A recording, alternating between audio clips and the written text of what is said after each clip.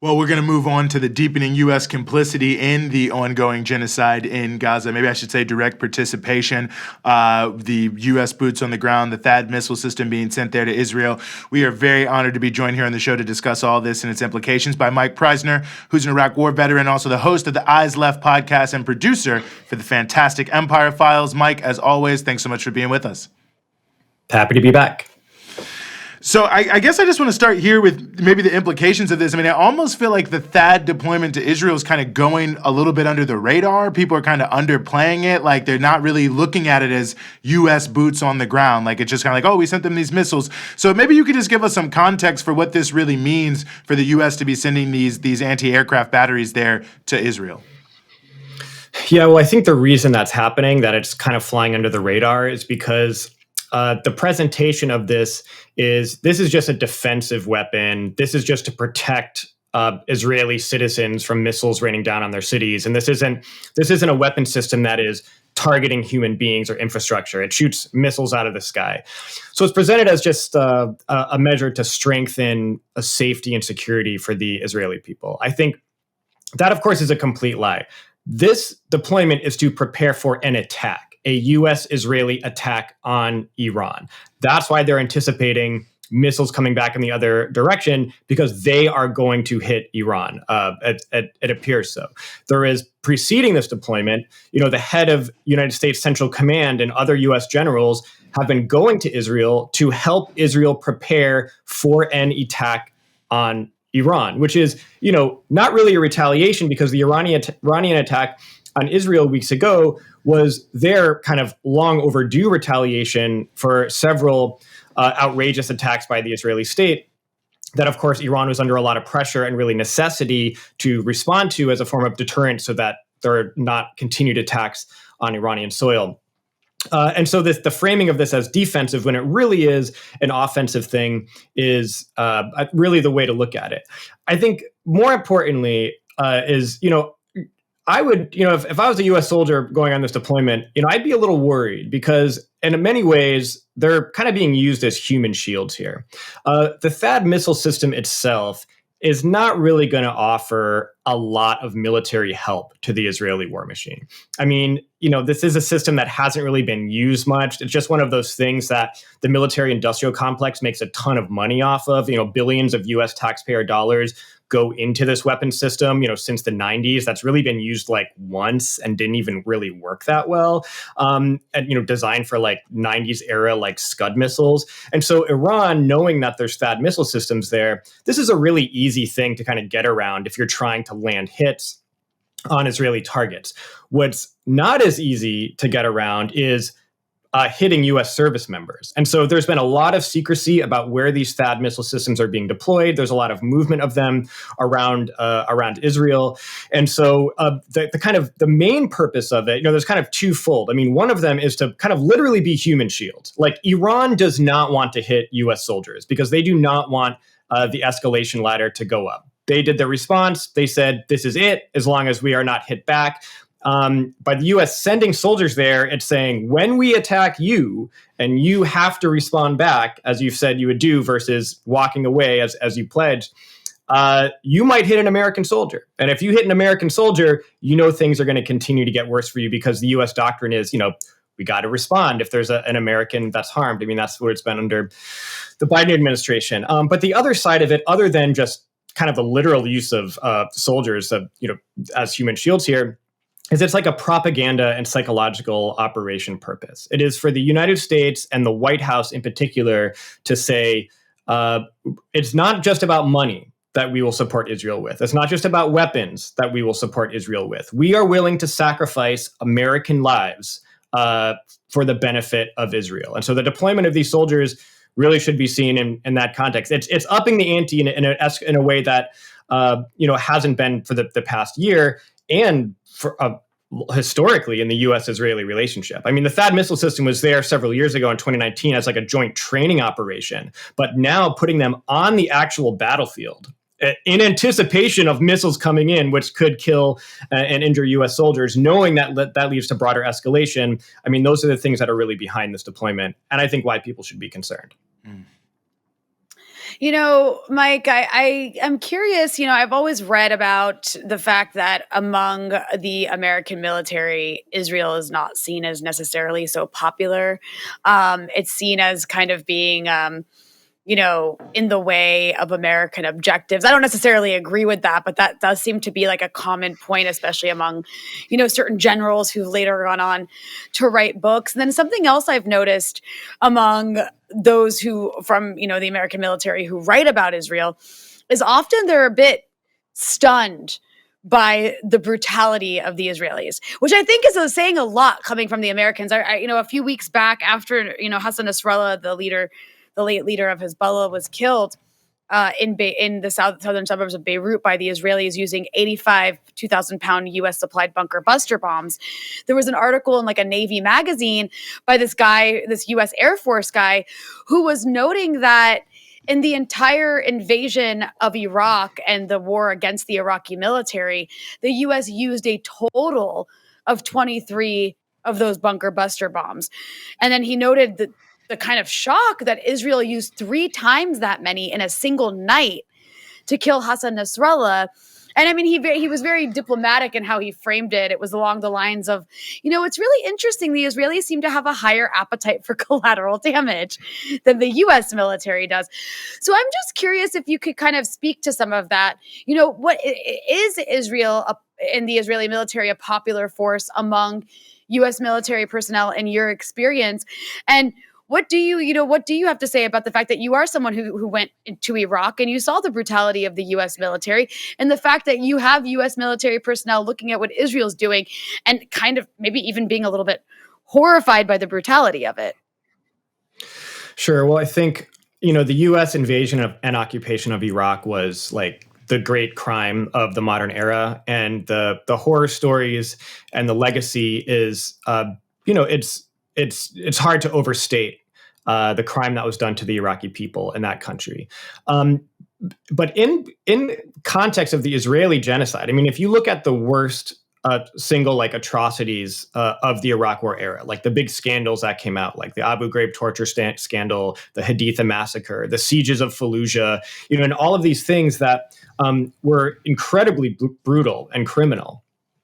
The stories coming out of Gaza and Lebanon now of actions by the Israeli military, it really kind of puts it to shame in a lot of ways. Just the levels that Israel has gone to has far surpassed a large amount of the brutality waged by the United States in Iraq. And because the U.S. officials, military officials, and Washington kind of always had to play this game with the Iraq War in particular, where they needed to use kind of brute force to smash the will of the Iraqi people to not be occupied. But they had to maintain this kind of international acceptance and not become a pariah state, and to maintain some kind of legitimacy in accordance with international law. And so they always, when there were scandals, they had to fire people or arrest people and apologize and do investigations and right the wrongs and things like that. Of course, a lot of cover-ups and outsourcing a lot of these things to secret black operations. So the worst things that were happening were things that would never come to light versus just having conventional forces do them. Israel doesn't care about that. Israel doesn't have to worry about international public opinion or domestic public opinion because the vast majority agree with it, whereas the Bush administration and then Obama had a different situation to worry about in the United States. Israel knows that it doesn't matter what it does. It can lie about why it does them. It can make up some excuse. And it doesn't matter how many countries in the world line up against it or recognize that reality. The United States will back it up no matter what, which is, I think, what the Trump administration and then the Biden administration and then whoever wins this election, Harris and Trump, have both signaled it does not matter what Israel does. We will support them to the hilt. And so it's really just Israel is doing what the U.S. would have done if they had the opportunity to be completely unbridled and not worry about any international backlash or legitimacy issues whatsoever. And so, yeah, I mean, the appetite for brutality, I think, is something that is constantly stunning people. And, that's, I think, a huge factor here, which I go back to what I said before, why American troops who have been sent to Israel, should be worried. Netanyahu would love it if American troops were wounded or killed on that deployment, because that means that the U.S. will increase its participation to an even greater degree. When U.S. forces were killed in Jordan, the 3 U.S. soldiers who were killed earlier this year, the United States stepped up attacks on those militias that carried it out, that are the ones that are attacking Israeli military targets as well. And so those American soldiers being in harm's way and being hurt or killed is very, very good for Israel and very good for Netanyahu's plan. And so that would give me a little bit of nervousness if I was one of those soldiers on that mission. But back to your point, Ronnie, about just the overall perception of this in the U.S. military, it's people I think are expect when they join the military that they are going to, sacrifice themselves for their country, not another country, Israel. And so I would say more so than the discontent over U.S. policy in general, but backing up an Israeli war is probably the reason why there is kind of a much larger number of people who are trying to get out of the military and quitting in protest than there has been in previous years. Well, I'm glad you raised that point because obviously we see, on many different levels, the U.S. becoming more deeply embroiled. I mean, the use of the B-2 bomber to bomb Yemen. And I'm, obviously we saw Aaron Bushnell. We've seen other things. And I was going to ask you exactly that question. I mean, what are you picking up in terms of opposition inside the U.S. military around all of this as it feels like the U.S. is either getting sucked in or deliberately stepping in more and more to the broader conflict?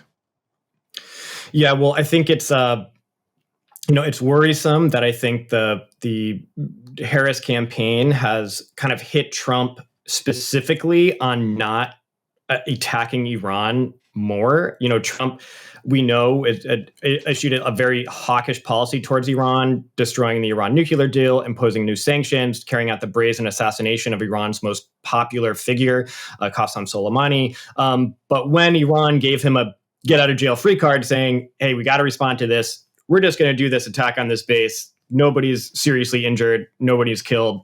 Let's walk away. Gave him an out. The Harris campaign, we saw this both in the vice presidential debate, and it's repeated constantly by Harris on the campaign trail, hitting Trump for not escalating from that point on. And we know Trump is running, Harris is running to the right of Biden. Trump is running to the right of Trump 2020. And so whoever's going to be coming in, it's a very worrisome situation in terms of where this is all going to lead and spiral out of control into.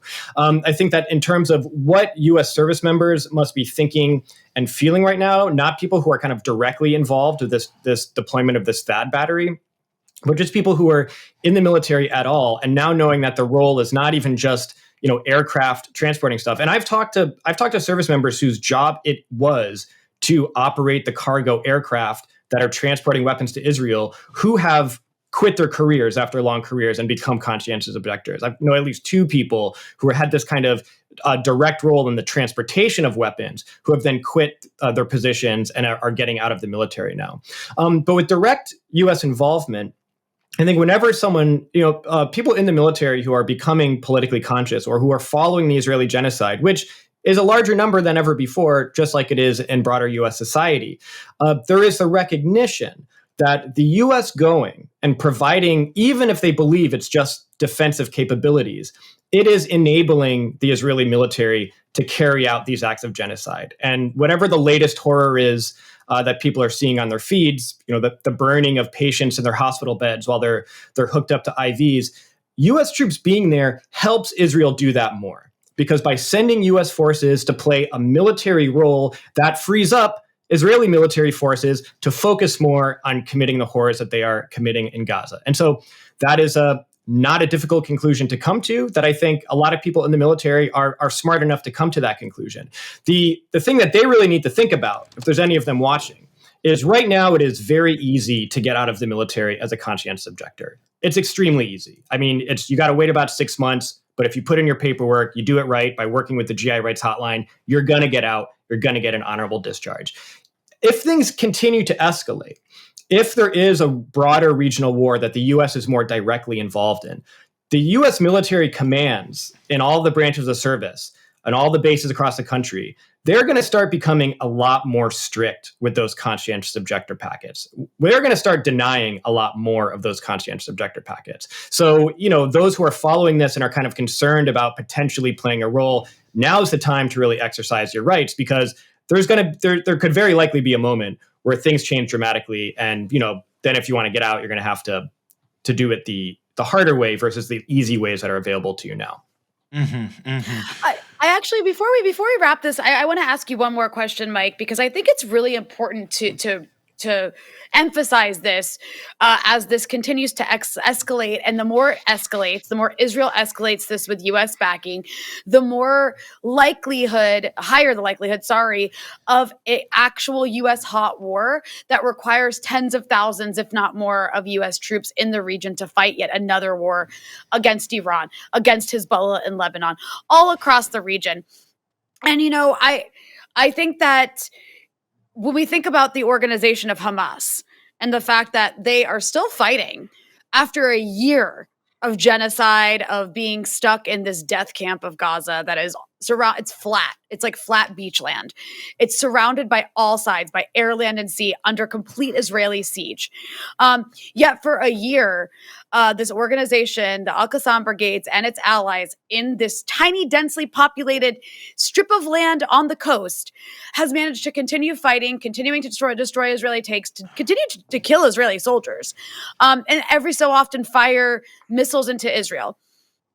I think because the propaganda around this and the level of death and destruction in Gaza has convinced a lot of people that Hamas is like nothing, and that maybe the entire resistance axis in the region is nothing. But just from a military point of view, could you just quickly go through the actual forces that would be at play if this were to turn into the big war that everybody's so scared of? Because this will lead to casualties for everyone. Hamas is exacting casualties. We don't really hear about it. Hezbollah is exacting a lot of casualties on the Israelis because they're a much more powerful organization. Iran is a country with a military and air defenses. So this is not like some cakewalk as the Israelis are trying to make us believe it is in Gaza and would be across the rest of the region. Sure. Well, I think that the Pentagon in particular, doesn't really want to be entering into a big conventional war with Iran or Lebanon or Gaza. That's kind of why it likes Israel so much, is because Israel can act in its place and carry out violence and aggression and attacks against all of these countries and movements that the U.S. very much wants destroyed. It very much wants these regime change and the political leaders killed and these movements to be eviscerated and have these countries, Lebanon, Palestine, Iran, run by kind of U.S. puppets and U.S. proxies. And so the U.S. very much wants the destruction of these countries and their political movements, but it would much prefer that Israel is the one to do it. And that's kind of what we've seen behind the U.S. strategy of support for Israel. But now that the introduction of U.S. troops, if we look at the Vietnam War, if we look at the war in Afghanistan, if we look at the war in Iraq, all of these wars started with saying, we're just sending a small number of troops. That's it. Why is stop worrying? This is not going to become a big war.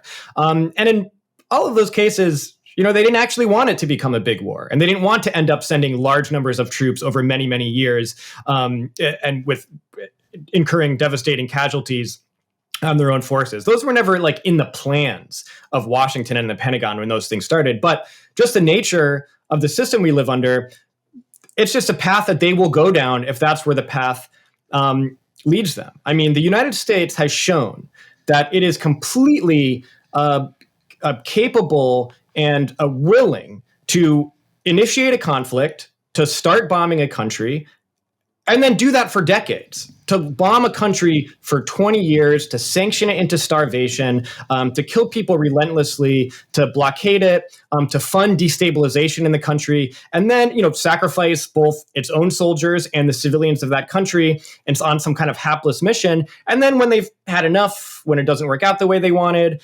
where they succeed, or if it blows up in their face, either way, they didn't just walk away and move on and then go to the next country. Doing this in many cases, like Eugenie brought up Yemen, doing this against movements, and Rana, to your point about Gaza still having a strong resistance movement, despite the hell that Israel has unleashed on it, the U.S. opens up these campaigns of just mass destruction against peoples that refuse to be defeated. And so at the end of it, the U.S. walks away virtually unscathed, having put a bunch of destruction on these people, and some sector of U.S. forces that become amputees or come home in coffins because of it.